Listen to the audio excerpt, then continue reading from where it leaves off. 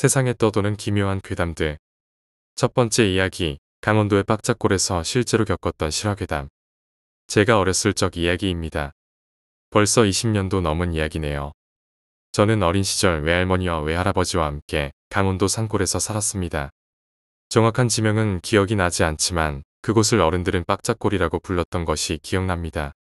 골짜기를 오르고 나면 온몸이 뻐근하다는 이유였습니다. 저희 집은 강원도에서도 영화집으로에 나오는 시골집처럼 완전한 시골이었습니다. 구멍가게는커녕 전기, 가스도 없어서 나무를 떼며 생활했어요. 나무를 해서 집으로 돌아오면 산 중턱에서야 집이 보였습니다. 그 당시에 할머니를 따라 산에서 내려가 조금 더 걷다 보면 사람들이 모여 사는 마을이 하나 있었습니다. 그 마을엔 사람들이 마녀 할머니라고 부르는 약간 독특한 할머니 한 분이 계셨습니다. 겨울엔 민소매를 입으시고 여름엔 털옷을 입고 다니시는 대화도 전혀 안 되는 분이라서 그 마을 사람들은 바보라고 부르곤 했습니다.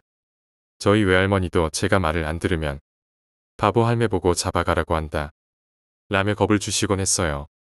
그리고 그 마을엔 제 또래 아이들이 6명 정도 있었어요. 저는 그 아이들과 친해지고 싶었지만 그 아이들은 제가 부모 없는 놈이라며 저를 따돌렸습니다.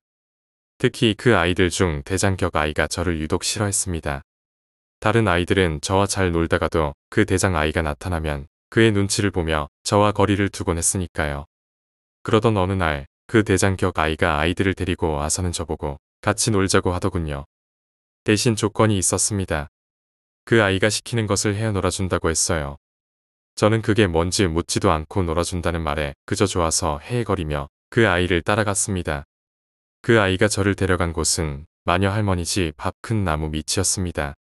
그 나무는 마녀 할머니 집과도 거리가 있었지만 주변에 인가가 없어서 마녀 할매 나무, 바보 할매 나무라고 불렸습니다. 나무 밑에는 돌이 모래성처럼 쌓여 있었는데 그 아이는 제게 이 돌을 주어 바보 할머니에게 던져서 맞추고 오면 놀아준다고 했어요. 그래서는 안 되지만 어렸던 저는 벌벌 떨리는 손으로 돌을 주어서는 마녀 할머니의 집 앞까지 갔습니다. 마녀 할머니는 마루에 앉아 눈을 감고 계셨습니다. 다른 아이들은 키득거리며 구석에 숨어서 저를 구경하고 있었고요. 돌을 던지려는 순간 저는 마녀 할머니와 눈이 마주쳤습니다. 두려움 때문인지 죄송함 때문인지 저도 모르게 쉴 새 없이 눈물이 흘렀습니다. 나머지 아이들은 들켰다 하며 도망갔고 저와 마녀 할머니만 남게 되었어요. 마녀 할머니는 제게 가까이 오시더니 나지막하게 물어보셨습니다. 누가 시키든? 저는 눈물을 뚝뚝 흘리며 마녀 할머니에게 그 대장 아이의 이름을 말했어요. 마녀 할머니는 그런 저를 아까 그 큰 나무까지 바래다 주셨습니다. 다시 집으로 돌아가셨고요. 저는 다행이라고 생각했습니다. 마녀 할머니는 보기보다 좋으신 분이란 것도 깨달았습니다. 하지만 일이 터졌습니다. 그날 밤 할머니 할아버지와 저녁을 먹고 잠을 자려는데 밖이 시끌시끌한 겁니다. 할머니는 누가 멧돼지라도 잡은 건가 싶어 나가보셨어요. 저희 집이 인가랑 멀리 떨어진 곳이라 사람이 올 일이 없었거든요. 그런데 저희 집 문 앞엔 마을 사람들이 여럿 모여 있었습니다. 그중 눈에 띄는 분이 계셨는데 그 대장 아이의 부모님이셨어요. 그 아이 부모님은 우리 아이가 없어졌다며 그 바보 할매가 데려간 게 확실하다고 울며불며 소리를 지르고 있었습니다. 그러며 대뜸 제게 다가오더니 마지막으로 같이 있었던 게 너지 않냐고. 그 할매 어딨냐고 다그치셨습니다. 저는 겁을 먹어 아무 말도 못했어요. 제가 입을 못 대고 있으니 외할머니께서 저를 안고 집 뒤로 가서 조용히 물어보셨습니다. 오늘 무슨 일 있었는지 말해봐. 저는 할머니에게 제가 겪은 일을 말씀드렸어요. 마녀 할머니가 누가 시킨 건지 물어봐서 그 아이가 그랬다고 솔직하게 대답했다고요. 제 말에 외할머니가 깜짝 놀라셔서 혼잣말로 중얼거리셨는데 그때 외할머니가 했던 말을 아직도 잊을 수 없습니다.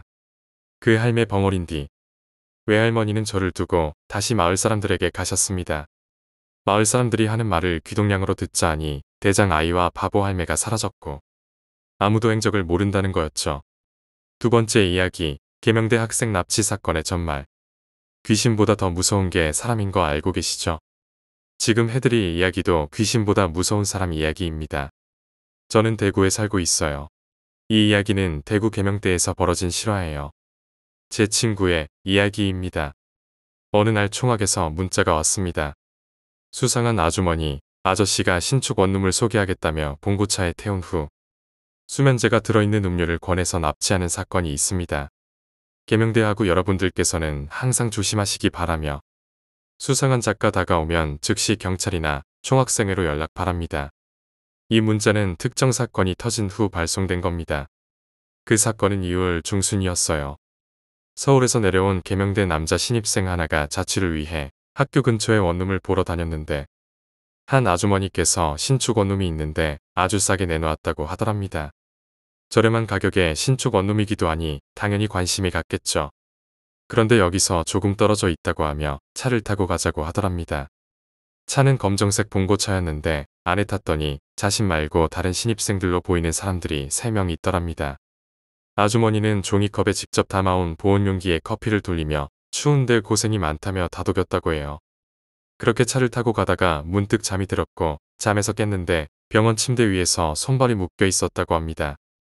주위엔 온갖 수술 도구가 놓여 있었고 온갖 발버둥을 쳐서 매트리스를 뒤집어 엎었고 이 과정에서는 코뼈가 부러지는 등 상처를 입었지만 일단 두려워서 악착같이 손에 묶인 끈을 풀었다고 해요.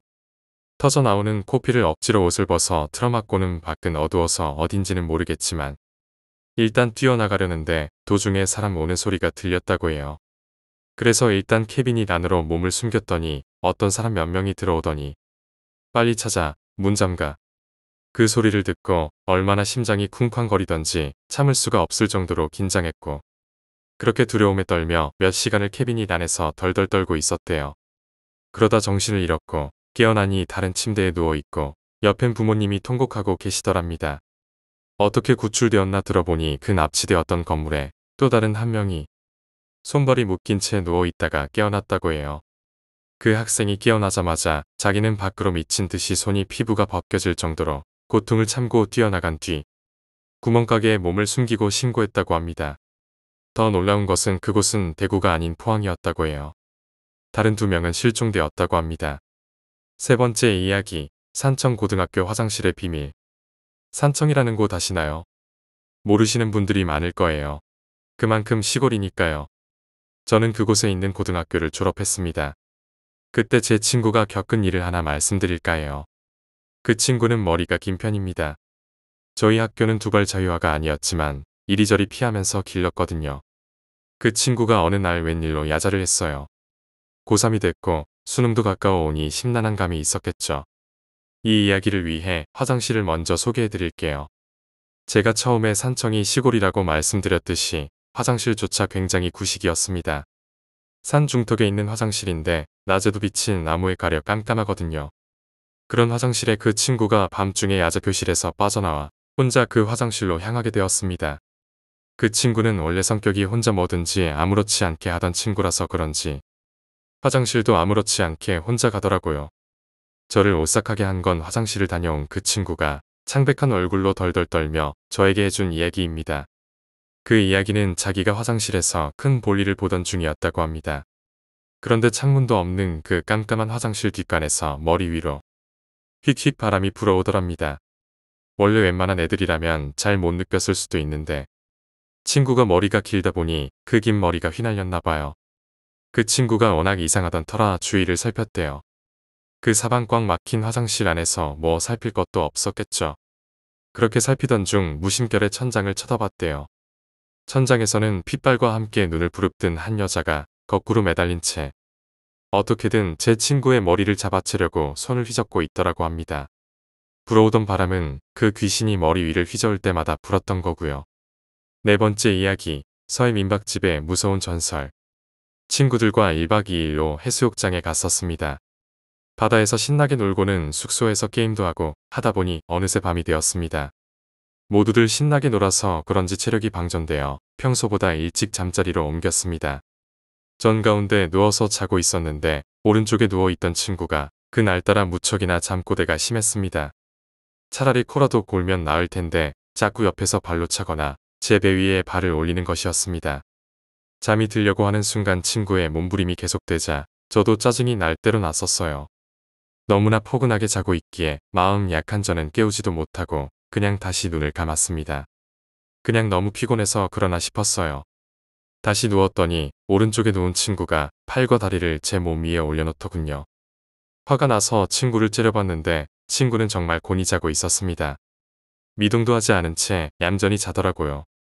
순간 소름이 돋았습니다. 저희는 각자 이불을 덮고 있었고 그 친구가 저에게 팔과 다리를 올려놓으려면 이불을 걷어내야 하죠. 하지만 친구는 이불을 얌전히 덮고 있었고 이불을 펄럭이는 소리조차 없었으니까요. 친구가 장난치려면 움직임이 느껴졌어야 하는데 그런 것도 없이 제 몸엔 팔과 다리가 올라와 있었습니다. 상식적으로 이해가 되지 않는 상황에 어찌할 바를 몰랐습니다. 너무 무서워서 눈을 감은 채로 그저 잠들기를 바랐습니다. 꿈이라고 생각했어요. 하지만 제 몸에 여전히 팔다리의 무게가 느껴졌고 온몸에 소름이 돋아 너무 무서워서 감은 눈을 뜰 수 없었습니다. 하지만 이렇게 있을 수는 없다는 생각에 눈을 다시 떠보니 친구는 여전히 그대로였고 친구와 저의 중간엔 흐릿한 형체의 여자가 누워 있었습니다. 그 여자의 팔과 다리가 저에게 올라가 있더군요. 여자는 저를 보며 웃고 있었습니다. 그대로 기절했습니다. 눈을 떠보니 벌써 해가 중천에 떴고 친구들은 왜 이렇게 잠을 오래 자냐고 하더군요. 친구들에게 어젯밤 일들을 이야기했지만 아무도 당연히 안 믿어주었고 민박집 아주머니께 말해봐도 믿지 않으셨습니다. 그렇게 찝찝한 기분을 뒤로하고 점심을 먹다가 음식점에서 흥미로운 이야기를 들었어요. 민박집 근처에선 신혼부부가 살고 있었는데 남편은 다른 지방에서 일을 하며 돈을 보내주는 기러기 아빠였고 아이는 엄마와 살고 있었다 하더군요. 그런데 어느 날 아침에 일어나니 애가 죽어 있었고 무언가에 의한 압사로 판결이 났다고 합니다. 부인이 갓난아기를 옆에 눕혀놓고 잠이 들었는데 실수로 다리를 올려서 숨을 제대로 쉬지 못한 겁니다. 부인은 아이를 잃은 슬픔과 자책감에 결국 자살을 했다고 하더군요. 어디까지가 사실인진 저조차 모르겠지만 조금 신경 쓰이는 건 제가 본 어제 그 여자는 울고 있는 게 아니라 웃고 있었습니다. 왠지 그 웃음이 무섭게 생각됩니다. 5번째 이야기, 안산 초지고등학교 체육관의 미스터리. 고3 수험생 때 겪은 일입니다. 저희 학교는 안산에 위치한 초지고등학교입니다. 본관 건물 하나와 별관 건물 2개가 있는데 별관 건물 2개는 서로 마주보고 있는 형태입니다. 별관 A는 제가 입학하고 나서 생긴 체육관이고 별관 B 2층에 저희 교실이 있었습니다. 저희 반에서는 별관 A가 훤히 보였습니다. 사건이 일어난 날은 고3 1학기 기말고사 시즌이었습니다. 대학의 중요성을 깨닫지 못하고 놀던 2학년 때와 달리 고3 때는 현실을 직시하며 열심히 공부했습니다. 집에서 공부를 하다가 영어를 하려는데 교과서만 가져오고 교재를 놔두고 온 걸 깨달았습니다. 주말이었지만 눈물을 머금고 학교로 향했습니다. 여름이라 낮이 길긴 했지만 그때는 이미 밤 9시가 넘은 시간이라 굉장히 어두웠습니다. 그 시간에 학교는 정말 무서웠습니다. 하지만 가장 중요한 시기에 시험을 망치는 것보다 무서운 게 없다고 생각한 저는 비별관 2층에 있는 저희 교실로 향했습니다.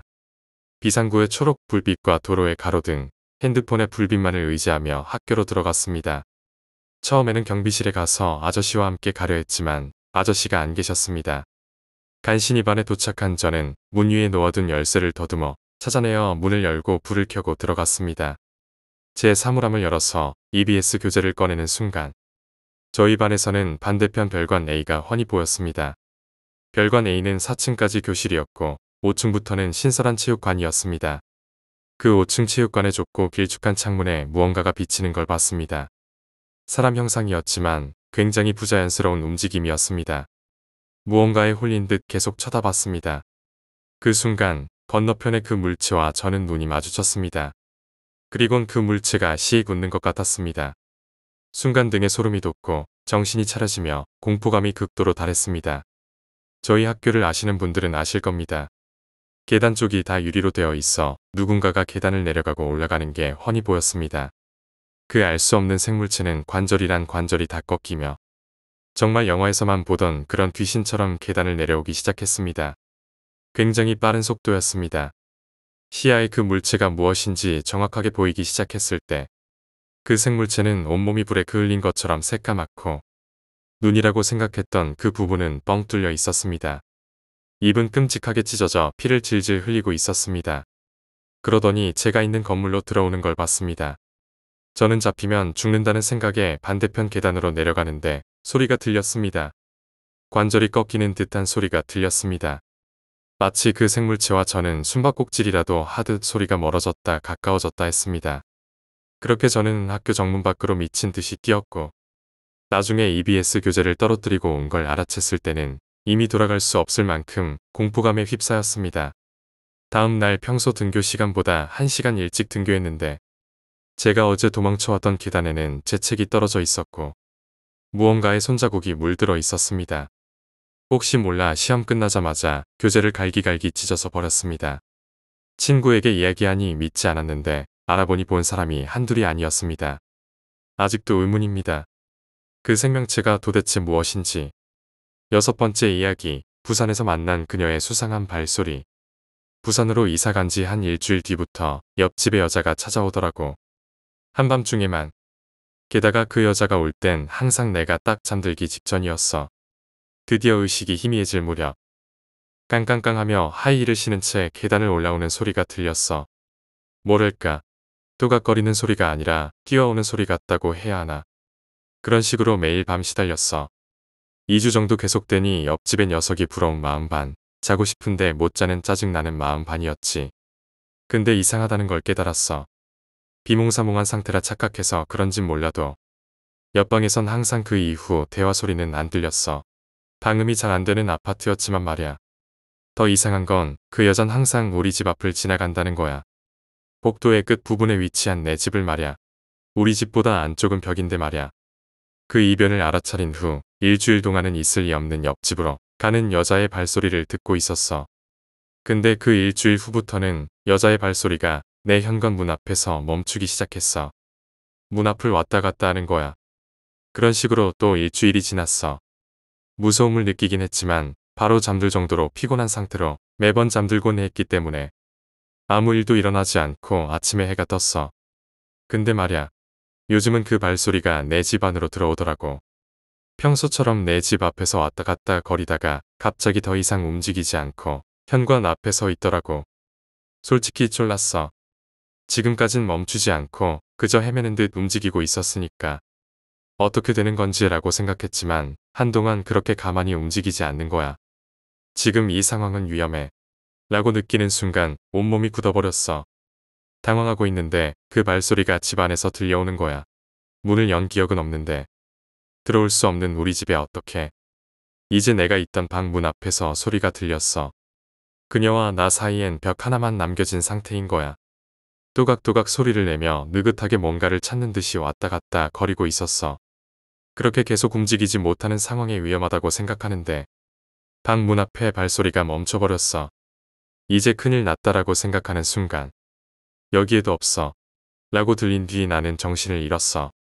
다음 날 아침에 일어났을 때 그냥 꿈이었나 싶고 멍하게 방문을 열었는데 어젯밤은 꿈이 아니었다는 걸 알려주듯 바닥엔 수없이 많은 발자국이 찍혀 있었어. 그것도 하이힐 오른쪽 발자국들만. 7번째 이야기, 안양에서 들린 민규의 마지막 목소리. 안양은 아파트도 많고 살기 좋은 곳입니다. 15년 전만 해도 허허벌판이었어요. 제가 6살쯤 아파트가 들어서기 시작했는데 제 친구 중 민규라는 아이는 거의 처음으로 지어진 아파트에 살고 있었습니다. 그 당시만 해도 아파트에 산다는 것은 부러움의 대상이었고 또 그만큼 가정이 부유하다는 뜻이었어요. 저는 매일같이 민규네 집으로 놀러 갔습니다. 굳이 민규랑 놀기 위해서라기보단 민규네 집은 항상 수입 장난감이며 과자가 가득했으니까요. 그렇게 매일같이 민규네 집으로 가서 놀다 보니 나중엔 부모님들끼리도 친해졌어요. 그래서 민규 어머니와 저희 어머니도 시장도 같이 보시고 자주 만나서 이야기를 나누곤 했어요.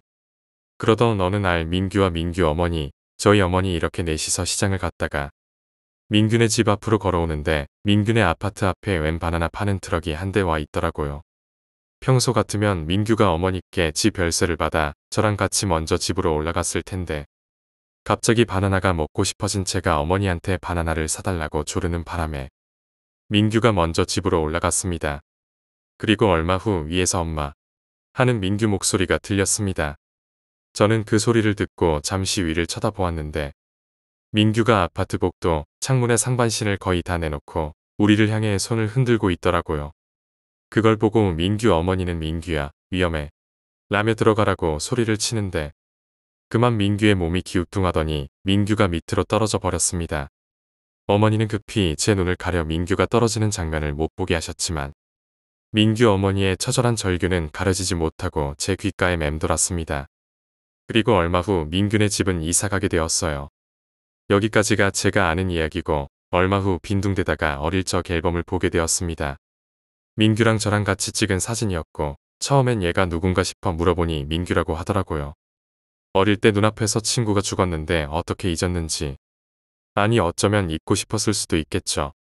그런데 갑자기 어머니가 이런 말씀을 하시더라고요. 세상에 귀신이 있긴 있나봐. 민규 엄마랑 나랑 전에 너희 사주 보러 갔는데 무당이 민규는 얼마 못 가서 죽을 상이라더라. 민규 조상한테 억울한 일 당해서 그 귀신이 한이 되어 민규 주변을 맴돈다는 거야. 그리고 그 다음 해주신 이야기는 더욱 끔찍했어요. 거기다가 얼마 후에 민규 엄마가 꿈을 꿨는데 검은 옷을 입은 남자가 내 발로 현관 앞 복도를 돌아다니고 있었다지 뭐니. 이상하지 않아요? 계단식 아파트는 복도 창문이 추락사고 때문에 일부러 높이 만들어놨는데 성인 남자들도 겨우 밖을 내다볼 수 있는 높이의 6살의 민규가 혼자서 그 위로 올라갈 수 있었을까요? 여기까지 생각이 나니 어머니의 말들이 귀에 들어오지 않았습니다. 그날은 꿈을 꿨어요. 차가운 웃음을 짓고 내 발로 서 있는 남자와 그 남자의 등을 딛고 창문으로 올라가는 민규의 모습이 8번째 이야기 예비 신랑을 잃게 한 강원도 무당의 예언.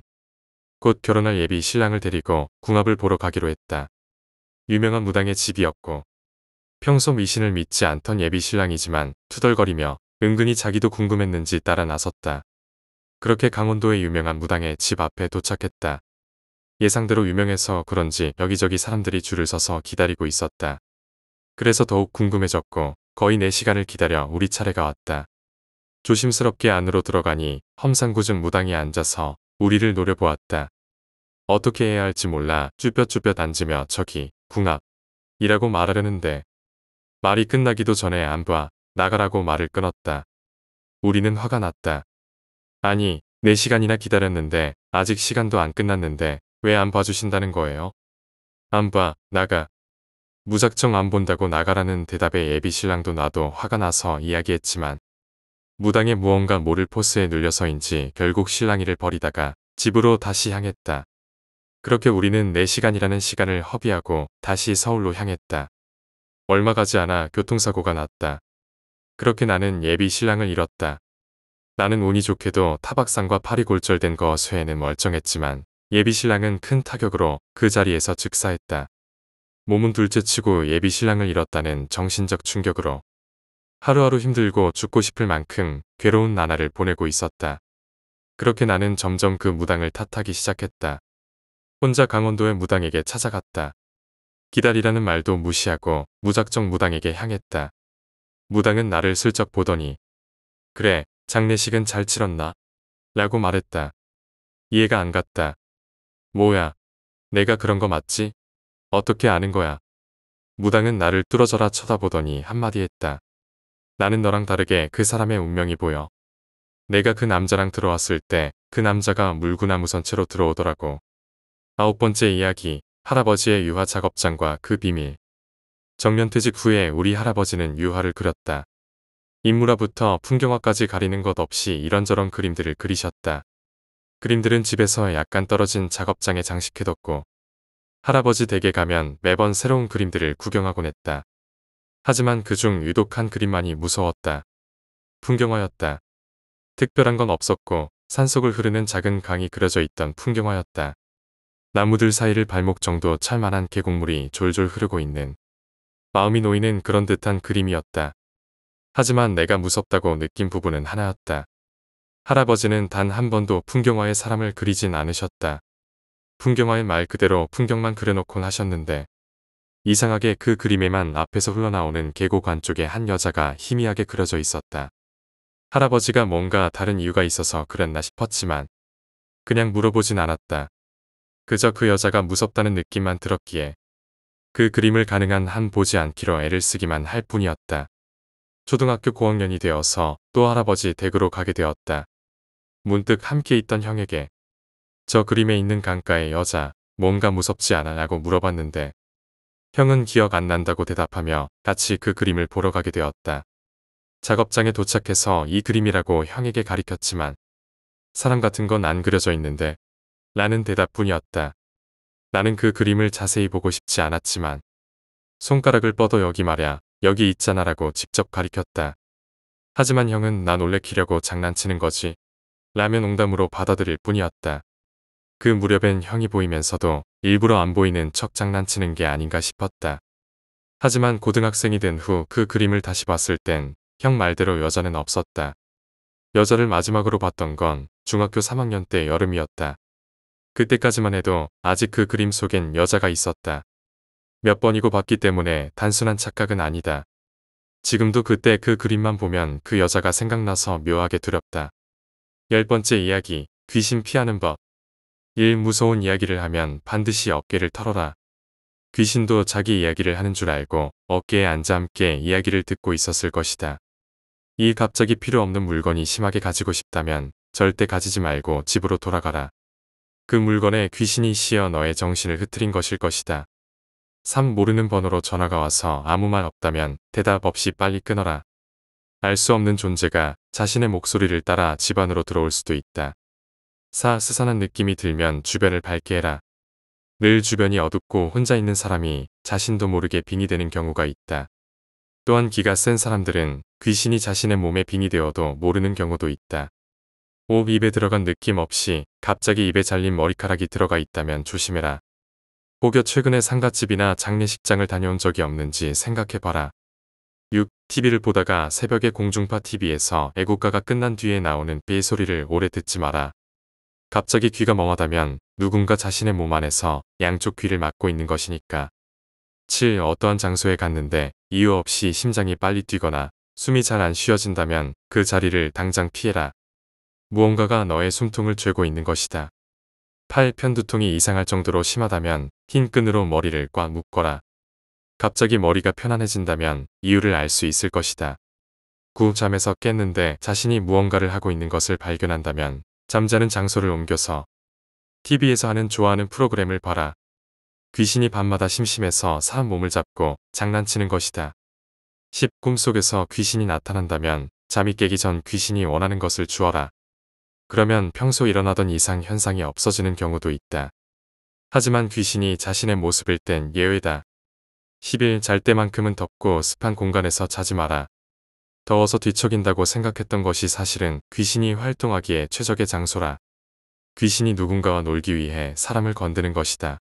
12. 가위 눌리는 상황의 정면을 보았을 때 몸은 움직이지 않고 아무것도 없다면 재빨리 몸의 경직을 풀어라. 눈을 감으면 가위 눌리는 것은 꿈이지만 눈을 뜨고 눌리는 가위는 절대 꿈이 아니다. 13. 커튼을 쓸모없이 길게 내리지 마라. 그 아래엔 누군가가 널 쳐다볼 테니. 14. 전신 거울을 돌려놓지 마라. 거울을 보지 않는 순간에 그 안에서 아까 입력되었던 내 영혼이 무슨 일을 당하고 있을지 모르니까. 15. 알 수 없는 그림자가 옆으로 지나간다면 그것은 아직 정신이 붙어 있는 영혼이다. 그림자를 가까이 하지 마라. 한마디로 다시 살아날 수 있는 사람이다. 16. 버려지거나 오래된 달마도는 집에 걸어놓지 않는다. 행운이 떨어져서 역으로 불행을 가져올 수도 있다. 17. 피가 날 정도로 배인 상처가 생기면 받아놓은 물을 가까이 하지 마라. 향은 물과 만나면 멀리 퍼지는 습성이 있어서 피를 원하는 귀신이 어디선가 찾아온다. 그래서 피부가 빨리 아물지 않는 경우가 있다. 18. 폐교, 흉가 등 일부러 어두운 곳을 찾지 마라. 귀신이 일부러 찾아온 걸 알면 짓궂은 장난을 할 테니까. 19. 잘 때 의자를 빼놓고 자지 마라. 잘 때 귀신이 의자 위에서 쳐다본다. 20. 잘 때 이불을 머리 끝까지 덮지 않는다. 저승사자가 죽은 사람인 줄 알고 데려간다. 21. 냉장고나 장롱 위는 공간을 두지 마라. 그곳엔 귀신이 자리 잡을 테니. 22. 문지방을 밟지 마라. 지방령이 널 찾아올 테니. 23. 혼자 잘 때 베개를 옆에 두지 마라. 한밤중 저승사자가 비어있는 잠자리에 쉬고 갈 테니. 24. 귀신이 자주 나타난다는 터엔 인형을 가지고 가지 마라. 특히나 이름을 지어놨던 인형이라면 귀신들이 제 몸을 찾은 건 마냥 달려들 테니. 11번째 이야기, 밤마다 들려오는 기묘한 소리. 밤에 잠도 안 와서 아파트 베란다로 나가서 담배를 피우는데 사람 목소리가 들렸다. 아이 목소리와 어머니인 듯한 모자지간이 서로 대화를 하는 것 같았다. 이 아파트로 이사 온 지 얼마 안 되어 이웃집에 누가 사는지도 모를 때였다. 모자지간도 더워서 이 시간에 베란다 문을 열고 대화 중인가 보다 했었다. 별 대수롭지 않게 하루가 지나갔다. 며칠 동안 무더위는 계속되었고 그때마다 베란다에서 바람을 쐬고 있으면 윗집에 그 모자지간도 나와 있는지 목소리가 자주 들리곤 했다. 모자지간이 이야기 나누기엔 꽤 늦은 시간이었다. 하루는 모자지간의 이야기를 가만히 들어봤다. 엄마는 우리 영철이 오늘은 뭐하고 지냈어? 라고 물었고 오늘은 계속 엄마 기다렸어 라고 대답했다. 엄마는 아이고 착해라 라고 했다. 이런 식의 대화였다. 엄마가 일을 다니시는가 보다 생각했다. 그런데 늦은 시간이라는 이상한 점 말고 또 이상한 점이 있었는데 그 이상한 점은 엄마와 아들의 대화에 감정이 섞이지 않은 냉랭한 대화였다는 것이다. 한 번은 새벽에 윗집에서 큰 소리가 들렸다. 아이의 울음소리가 들렸고 엄마가 아이를 혼내는 것 같았다. 그러다가 엄마의 울음소리가 들리다가 웃음소리도 들리다가 이상했지만 그냥 독특하다 생각했다. 그러다 이사 온 지 며칠 후 인사도 할 겸 이웃집 사람들에게 떡을 돌리기 위해 방문했다. 우리 집이 13층이니 아랫집, 윗집, 양측의 집에만 떡을 돌리기로 했다. 한 집 한 집 방문하며 인사하고 다니다 마지막에 윗집으로 왔다. 이참에 아이 얼굴도 보고 엄마 얼굴도 보고 인사해야겠다 싶었다. 윗집 앞 현관문 앞에서 초인종을 눌렀다. 한참이 지나도 인기척이 느껴지지 않았다. 방금 전까지만 해도 사람 목소리가 들렸는데 말이다. 아마 엄마와 아들만 사는 집이라 경계하나 싶어서 최대한 밝은 목소리로 말했다. 안녕하세요. 아랫집에 이사 온 사람인데요. 떡 좀 가지고 왔어요. 맛 좀 보세요. 3분 정도 기다리니 아이의 엄마인 듯한 사람이 나왔다. 그 문이 열리는 순간 악취가 풍겨나왔고 피비린내부터 시작해서 엄마라는 사람은 한 번도 씻지 않은 듯한 사람이었다. 떡을 받느라고 내민 손엔 손톱이 죄다 뜯기다 못해 피가 나고 있었다. 거기다 눈엔 초점이 없었다. 그래도 아이의 엄만 반가웠는지 고맙다며 웃어줬다. 난 나름대로 인상을 찌푸리지 않으려고 노력했다. 갑자기 두 칸 건너 사는 그 층에 사는 아줌마가 현관문을 살짝 열고 빨리 이리로 오라며 소리를 지르며 손짓을 했다. 어리둥절했다. 뭔가 이상했다. 아이도 안 보이고 다리가 꿈쩍하지 않았다.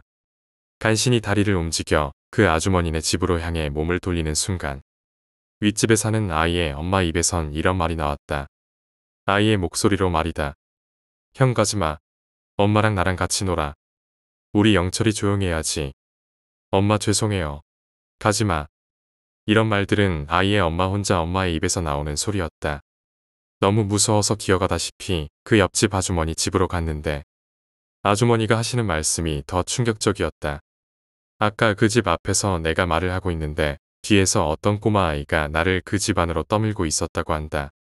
그 일 이후론 가끔 베란다에서 담배를 필 때 위에서 이런 목소리가 들린다. 영철아, 형도 데려와야지. 12번째 이야기, 계모. 2013년 10월 24일. 친구들이 부산 아쿠아리움으로 소풍을 간 날. 하늘로 떠나 돌아올 수 없는 소풍을 간 아이가 있었습니다. 울산 계모 의붓딸 살인사건 들어보셨나요? 계모가 소풍 가고 싶다는 아이를 마구 폭행해 갈비뼈 16개가 골절되고 뼈가 폐를 찔러 결국 사망하게 한 사건입니다. 겨우 만 8세 되는 여자아이를 밥도 잘 주지 않아 깡마른 아이를요. 알고 보니 정식 계모도 아니고 아빠의 내연녀로 엄마의 이혼시키고 함께 살고 있던 동거녀였죠. 더 충격적인 사실은 아빠가 주선하여 아이 엄마에게 내연녀가 접근해 절친 노릇을 하며 교묘히 이혼을 종용하고 아이와 친권을 포기하게 만들었다는 것입니다. 엄마는 아이에게 계모가 있는 것도 그 계모가 아이가 아장아장 걷던 때부터 보아온 친한 동생이던 그 여자라는 것도 아이를 죽인 것도 경찰에 연락을 받고 간 아이의 장례식장에서 알게 되었다고 합니다. 하늘이 무너지고 땅이 꺼진다는 표현으로 엄마의 심정을 표현할 수 있을까요? 남편이 아내가 너무 싫다며 갖은 멸시와 폭언을 일삼고 이혼을 요구했을 때, 생활비를 끊고 차를 빼앗고 연락을 두절했을 때, 바람을 의심하지 않고 사람을 너무 믿은 자기 잘못이 크다고 했습니다. 전업주부로 지내왔기 때문에 이혼 후 당장 의식주가 불안한 자신보다 사법고시 공부도 하고 안정적 직장이 있는 아이 아빠와 친할머니가 아이를 키우게 하는 것이 아이를 위해 더 낫다는 남편과 내연녀의 말에 어쩔 수 없이 수긍한 것이 죄라고 했습니다. 친권 포기가 아이에 대한 모든 권리의 포기임을 알지 못한 채 잘 키워 유학도 보낼 테니 아이 앞에 절대 나타나지 말라는 말을 믿고 아이 위해 위자료 한 푼 받지 않고 나온 죄가 크다고 했습니다. 친권 포기가 아이의 등초본도 떼어볼 수 없고 친권자가 연락을 끊으면 아이의 소재를 찾을 수도 없는 것임을 몰랐다고 했습니다. 아이가 죽고 난 뒤에도 그 친권이 없다는 이유로 병원 진료기록도 생활기록부도 떼어볼 수 없었고 친권을 포기한 죄로 아무 연고 없는 울산의 아이의 유고를 두고도 가져올 수 없었다고 합니다. 남편이 평소에 아이를 이뻐하고 교육에 관심이 많았으니 누구보다 아이는 잘 키우고 있을 거라고 생각했다고 합니다. 전 남편과 그 친가를 믿고 몇 년간 아이를 잃은 우울증에 시달리면서도 심부름 업체라도 사서 아이를 찾아보지 않은 죄로 아이 엄마는 피를 토하는 것보다 더한 고통으로 숨을 쉬며 가슴을 쥐어뜯었습니다. 아이 잃은 슬픔에 아이를 죽인 자와 방조한 자에 대한 분노에 아이를 지켜주지 못한 죄책감에 세상 누구보다 큰 형벌을 받고 있습니다. 서연이 엄마는 2009년 가을 친부와 이혼한 뒤 서연이 친가가 창원에 있었기 때문에 아무 연고도 없는 창원에서 자리를 잡고 살고 있었답니다. 아마도 서연이가 친가에서 키워주고 있다고 생각했겠죠. 하지만 친가에서도 서연이 부모가 이혼한 후 5년 동안 단 한 번도 서연을 보지 못했답니다. 그 5년이라는 시간 동안 아이는 어떻게 지내고 있었을까요? 언제부터 학대가 시작되었는지는 모릅니다. 동거녀 박씨만 알고 있겠죠. 아마 엄마와 헤어진 직후 친부와 박동거녀가 동거에 들어가면서부터가 아닐지 추측합니다. 동거녀는 서연이 엄마에게 가끔 자신이 아이를 들여다본다며 안심하라고 이혼을 종용했었습니다. 이혼 후 서연이가 죽기 전 마지막으로 통화할 때 박동거녀가 서연이 아빠가 아이를 크게 혼내서 아이 버릇을 단단히 잡았다고 했답니다. 그 이야기를 대수롭지 않게 넘긴 게 서연이 엄마는 한이 된다고 했습니다. 2011년 서연이가 포항에서 유치원을 다녔을 당시 몸에 멍이 들어온 것을 보고 이상히 여긴 교사가 물으니 엄마가 때렸어요라고 말을 했대요. 동거녀 박씨는 유치원 교사들에게 웃으며 우리 아이는 넘어져서 다치면 엄마가 때렸다고 거짓말하는 버릇이 있어요라고 했답니다. 하지만 항상 몸에 멍이 들어있고 엄마가 데리러 왔다 하면 벌벌 떠는 서연이를 보고 교사는 중앙아동전문보호기관에 학대 신고를 했다고 합니다. 하지만 동거녀 박씨와 친부는 몇 번 상담 후 더 이상의 상담을 거부하였고 서둘러 인천으로 이사를 갔다고 합니다. 인천 주소지로 사건 내용이 이관되었지만 친부가 전화를 받지 않아 더 이상 상담이 진행되지 않았다고 합니다. 현재 우리나라 아동보호법은 친부모가 아동학대 가해자여도 아이와 격리할 법적 근거가 없고 따라서 학대 신고가 들어가도 부모가 거부하면 어떠한 치료나 상담도 강제할 수 없다고 합니다. 결국 아동학대에 다시 노출될 확률이 높아도 아이는 가정으로 돌려보내지고 맙니다. 외국처럼 우선 부모와 격리 후 아이를 보호할 다른 방안을 찾았더라면 우리는 서연이를 모르고 지낼 수 있었겠죠. 서연이는 평범한 어린이의 삶을, 소녀의 삶을, 소소한 여성의 삶을 살아갈 수 있었을 텐데요. 아니면 서연이의 꿈대로 훌륭한 작가가 되어 우리에게 알려졌을지도 모르죠. 이 사건 후에 동거녀 박씨는 더욱 치밀하고 은밀하게 아이를 학대한 듯합니다. 서연이가 초등학교에 진학 후 본인이 자진하여 학부모 회장을 맡아 하고 학교 선생님과 학원 선생님들께도 그리 깎듯이 친절히 대했답니다. 이 어린 것을 때릴 곳이 어디 있냐고 자신은 절대 때리지 않는다며 자신의 폭행으로 인한 서연이의 부상을 이사를 잘못 온 탓이라고 하소연하듯 이웃들을 속여왔습니다. 하지만 학대는 계속되었습니다. 여러 번의 타박상과 2번의 대퇴부 골절, 손과 발의 2도 화상, 상세불명의 치아맹출. 어떻게 때리면 아이의 이가 빠지나요? 친부는 처음 경찰 진술에서 아이가 피아노 학원 계단에서 넘어져 다친 후 한 발로 콩콩 뛰어서 오는 것을 보았다고 했다가 경찰이 이런 상태에서 도저히 걸어올 수 없다고 하자 다시 동거녀 박씨에게 들었다고 진술을 번복했다고 합니다. 도대체 진실은 무엇일까요? 서연이가 당한 학대 중 저를 제일 분노케 하는 것이 바로 이 화상입니다. 정말 짐승같이 욱하고 못된 성격의 아이를 무자비하게 폭행했다고 하더라도 적어도 물을 끓이는 동안에는 진정할 시간이 있었을 텐데 어떻게 아이에게 물을 끓여 들이부었을까요?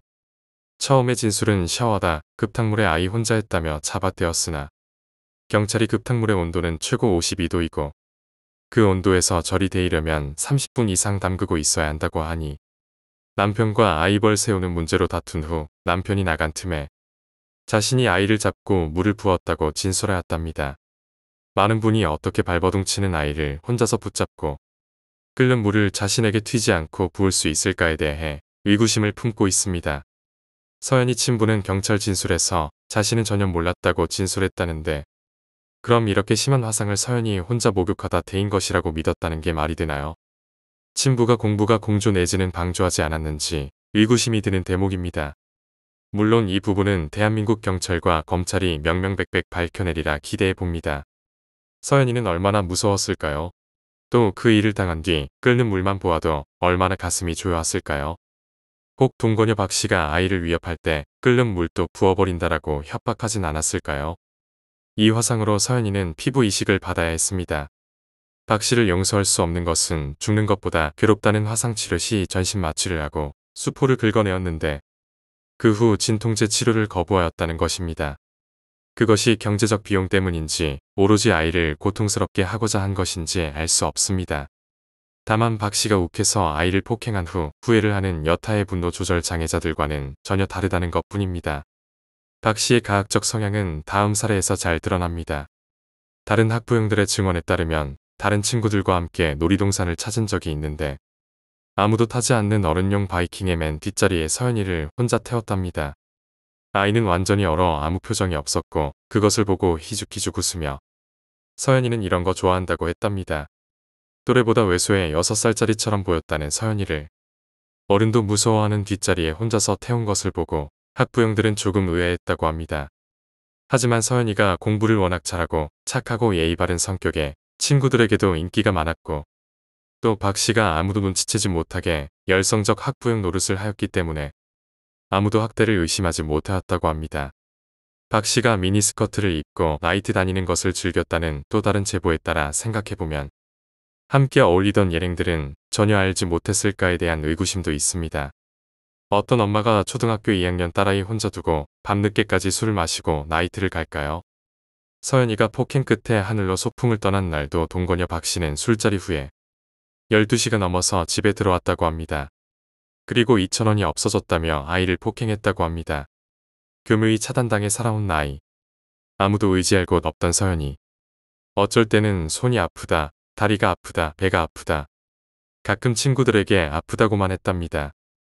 한 번은 친구 앞에서 몸이 아파 엉엉 울고 난 후 자신이 운 사실은 꼭 비밀로 해달라고 몇 번을 말했답니다. 박 씨의 귀에 들어가는 것이 두려워서였겠죠.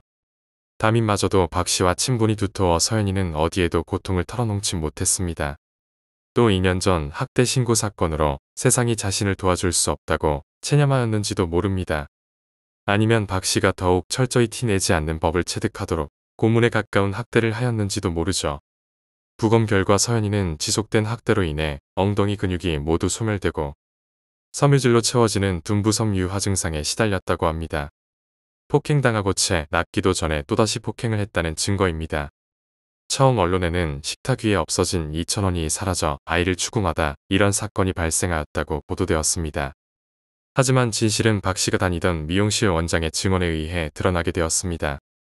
평소에 인사도 잘하고 박 씨가 머리하는 내내 한자리에 앉아 책을 보곤 하던 서연이가 너무 이뻤던 미용실 원장은 서연이가 이사 간다는 말에 2만 원의 용돈을 주었다고 합니다.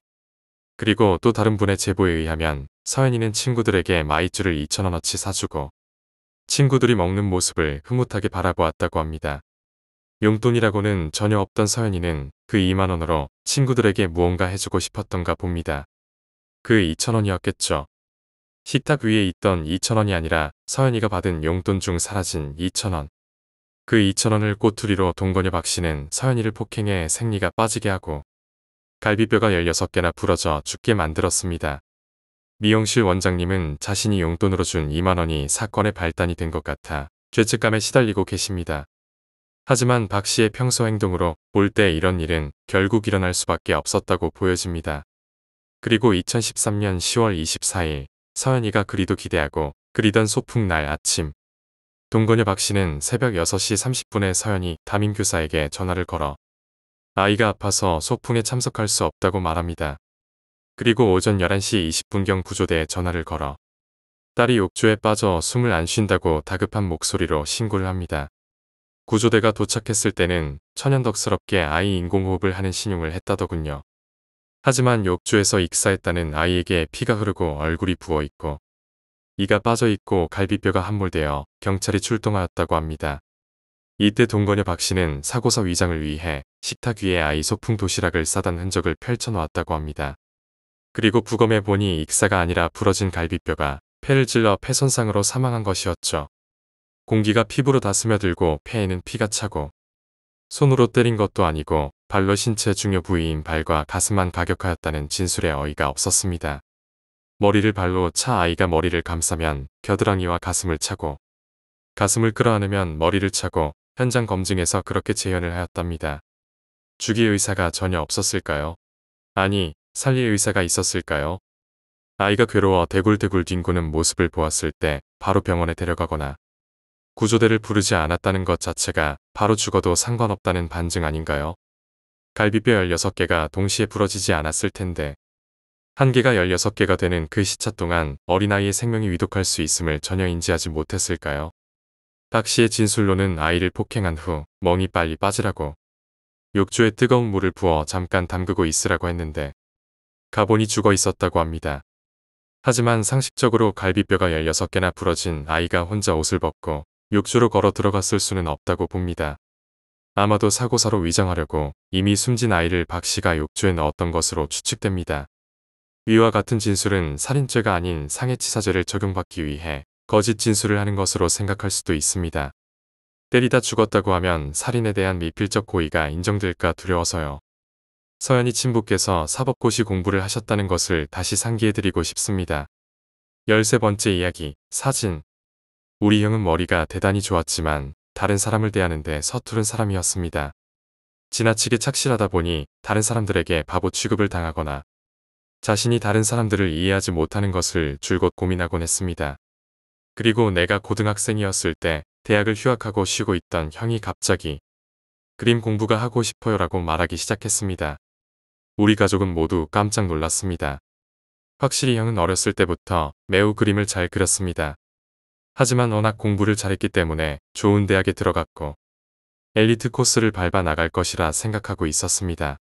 또한 다른 이들과 어울리지 못해 우울증이 심해졌을 때 의사가 그림을 그리면 더 우울증이 심해질 것이라는 말을 해서 그림은 그리지 않고 있었습니다. 휴학 중이라고는 해도 언젠가는 우울증에서 벗어나 엘리트 코스로 돌아갈 것이라고 믿고 있던 부모님은 당연히 반대했습니다. 그렇지만 형은 부모님의 반대에 실망한 탓인지 점점 방 안에 틀어박혀 있는 시간만 늘어났습니다. 어찌할 바를 모르게 된 어머니는 형의 사진을 가지고 어느 역술가에게 찾아가 상담을 했다고 합니다. 그러자 그 역술가는 사진을 보고 대뜸 이렇게 말했다고 합니다. 아드님이 원하는 대로 시켜주세요. 그렇지 않으면 목을 달아서 자살할지도 모릅니다. 그 역술가는 형의 사진에서 목 주변을 가리켰다고 합니다. 그런데 그 목 주변에는 놀랍게도 10개 로프의 자국이 보였다고 합니다. 경악한 어머니는 그 역술가에게 들은 대로 매일 한 잔의 물을 떠놓고 공양을 하고 매일 아침 화장실을 깨끗이 청소하며 형을 위해 필사적으로 기도했다고 합니다. 그리고 그 사진은 장롱 깊숙한 곳에 숨기고 아무에게도 보여주지 않았다고 합니다. 결국 부모님은 그 역술가의 말을 따라 형이 가고 싶어 했던 외국의 예술학교 입학 시험 응시를 허락했습니다. 놀랍게도 형은 한 번에 그 학교에 합격했습니다. 그로부터 12년이 지났고 형은 이제 나름대로 유명한 화가가 되어 그림을 그리는 것만으로 생계를 유지할 수 있게 되었습니다. 그리고 형이 결혼을 하게 되었을 때 어머니가 처음으로 나에게 이 이야기를 해주셨습니다. 그리고 그때 12년 전에 그 사진을 장롱에서 처음으로 꺼냈습니다. 그것을 보고 어머니는 경악해서 눈이 휘둥그레지더니 곧이어 안도의 눈물을 흘리기 시작하셨습니다. 12년 전에는 너무나도 선명하게 보였던 로프 자국이 이제는 완전히 사라져 있었습니다. 14번째 이야기, 할머니의 모습. 제가 고등학교 때 친구에게서 들은 이야기입니다. 친구의 친척 언니가 경험하신 거고요. 편의상 그냥 언니라고 하겠습니다. 그 언니는 20대 직장인이며 한대문에 여러 집이 있는 다세대 주택 1층에서 자취했다고 합니다. 그 언니는 아침 일찍 나가서 밤늦게나 들어오는 터라 이웃들과는 거의 마주칠 일이 없었다고 합니다. 하루는 밤에 일 끝나고 돌아오는데 윗집에 불이 켜져 있고 어떤 아주머니가 통곡을 하시는 소리가 들렸다고 합니다. 무슨 일이 있나 가보고 싶었지만 실례일 것 같기도 하고 너무 피곤한 상태라 그냥 집에 들어가 바로 씻고 잠이 들었다고 합니다. 그런데 그날따라 잠을 깊게 들지 못했다고 합니다. 뒤적거리다가 문득 눈을 떴는데 그 순간 가위에 눌린 것입니다. 그때 천장 쪽을 보니 어떤 할머니의 얼굴이 보였다고 합니다. 그런데 할머니께서 화난 표정으로 그 언니를 내려보고 있었다는 것입니다. 언니는 무서워서 있는 힘껏 발버둥을 치자 가위에서 풀렸다고 합니다. 그러고 밤새 뜬 눈으로 지새우다가 결국 잠도 못 자고 출근을 했다고 합니다. 그렇게 지친 몸을 이끌고 집으로 돌아오는데 그날도 2층에 불이 켜져 있고 또다시 아주머니의 울음소리가 들렸다고 합니다. 그 언니는 잠을 못 잔 탓에 너무 피곤해서 그날도 그냥 집에 들어갔다고 합니다. 그러다 잠이 드는데 또 가위에 눌리고 천장에서 그 할머니의 화난 얼굴이 보였다고 합니다. 다시 있는 힘껏 발버둥을 쳐 가위에서 풀리자 언니는 윗집에 자꾸 아주머니가 우시는 것도 그렇고 뭔가 이상하다 싶어 2층으로 올라가 문을 두드렸다고 합니다. 조금 지나서 어떤 아주머니 한 분이 부은 눈을 비비며 나오시더니 반갑게 맞아주셨다고 합니다. 언니는 아주머니에게 무슨 일 있으시냐고 여쭤보려는 찰나의 순간 멈칫했다고 합니다. 아주머니 뒤쪽으로 어느 사진이 걸려 있었는데 밤마다 나왔던 그 할머니였다고 합니다.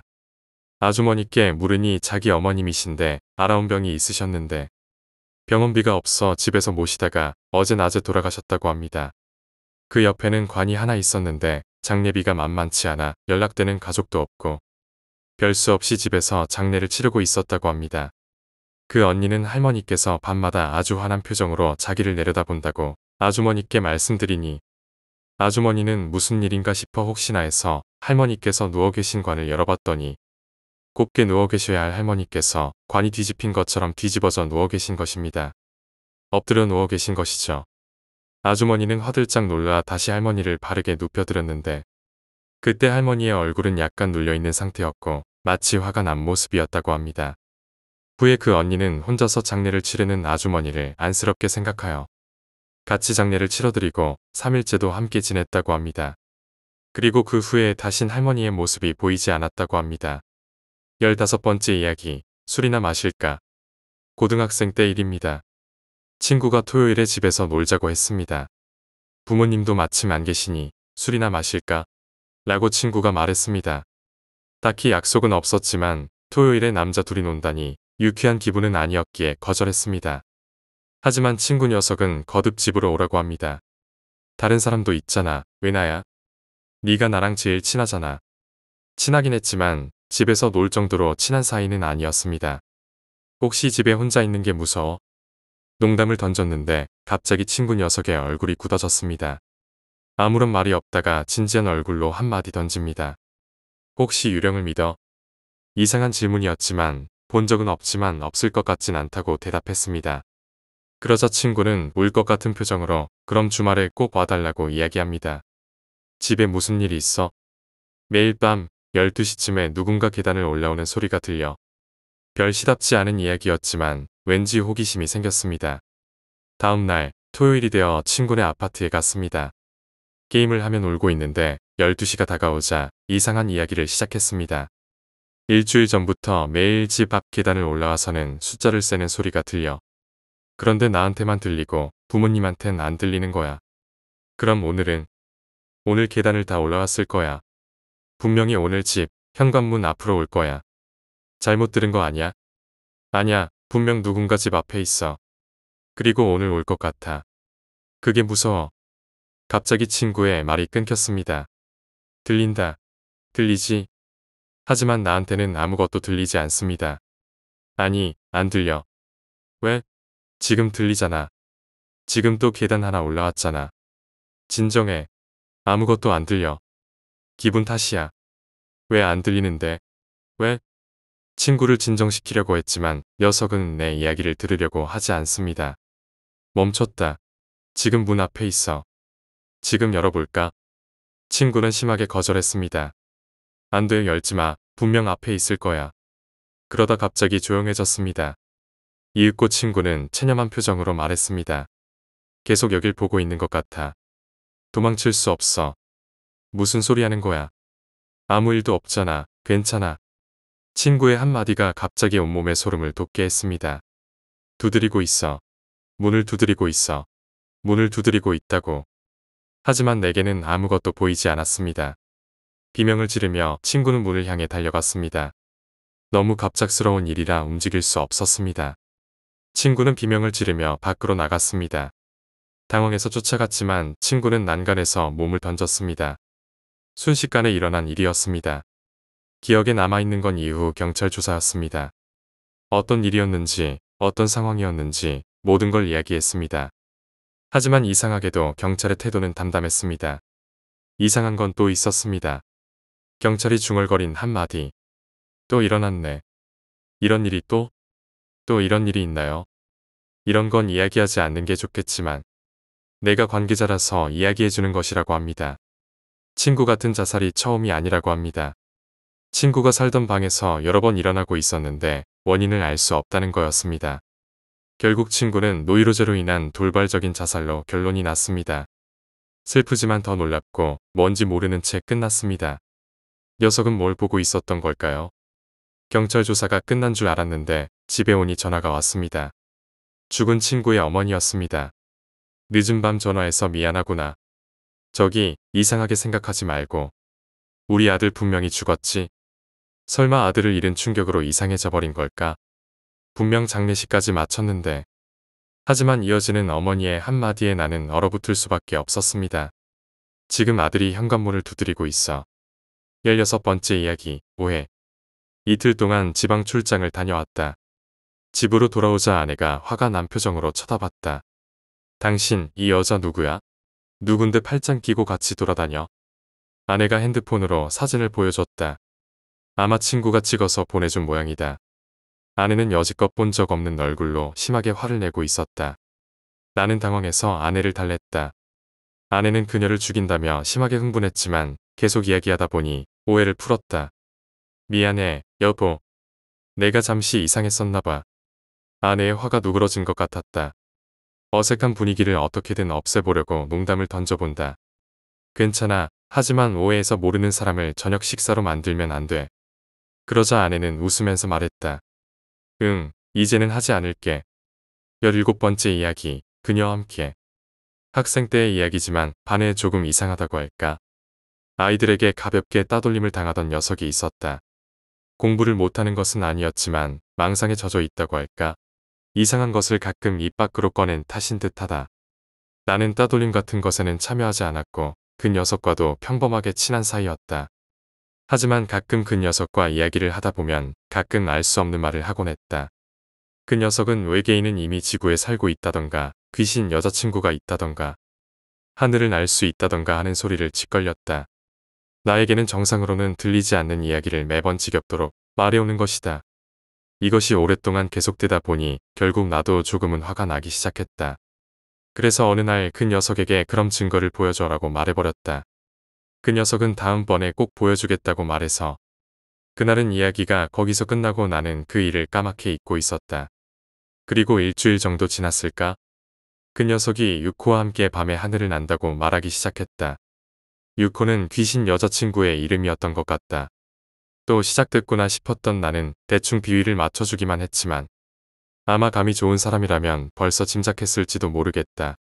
그날 밤 그 녀석은 빌딩에서 뛰어내렸다. 그리고 그 녀석이 죽은 지 10년이 지났지만 매일 저녁 그 녀석은 내게 증거를 보여주러 온다. 그녀와 함께. 18번째 이야기, 중학교 때. 중학교 때 컴퓨터 게임에 빠져서 정말 시간만 나면 컴퓨터를 하곤 했습니다. 사람의 특별한 관심을 쏟는 물건엔 영혼이 깃든다는 말이 있잖아요. 정말 그런지도 모릅니다. 컴퓨터를 좋아하고 많이 게임을 했습니다. 컴퓨터 게임을 늦게까지 하면 부모님께 혼나니까. 그날도 어김없이 방 안에 불을 끄고 컴퓨터 게임을 하다가 피곤해서 그만해야지 하고 컴퓨터를 끄고 누워 자려고 했습니다. 컴퓨터를 끄고 침대에 누웠는데 그날따라 뭔가 오싹한 기분이 들더군요. 그러던 중 영화링에서처럼 컴퓨터 모니터에서 귀신이 기어나왔습니다. 조금씩 기어나왔습니다. 영화링에서처럼 그런 머리는 떡진 산발을 하고 괴이한 형상을 한 귀신이 모니터에서 기어나오더군요.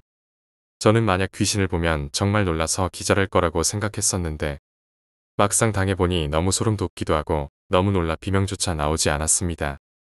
아무 말도 할 수가 없어 그저 놀란 눈으로 귀신을 보게 되었습니다.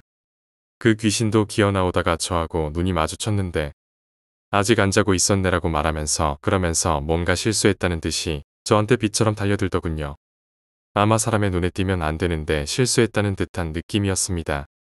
그러고는 기억이 없고 다음날 아침에 눈을 떴습니다. 처음에는 이게 꿈인 줄 알았는데 분명히 꿈이 아니었습니다. 술 취한 것도 아니고 꿈하고 실제하고 구별할 정도는 되거든요. 귀신이 사람의 눈에 띄어서는 안 되었는데 실수했다는 듯이 마치 제가 꿈을 꾼 것처럼 느끼도록 한 것 같다는 생각이 들었습니다. 다음날 바로 눈을 떠 이것을 느끼게 되는 게 놀라웠습니다. 귀신하고 눈을 마주치고 귀신이 제게 달려든 순간 정말 눈 한 번 감고 떴는데 다음날이 되는 기이한 현상이 일어났거든요.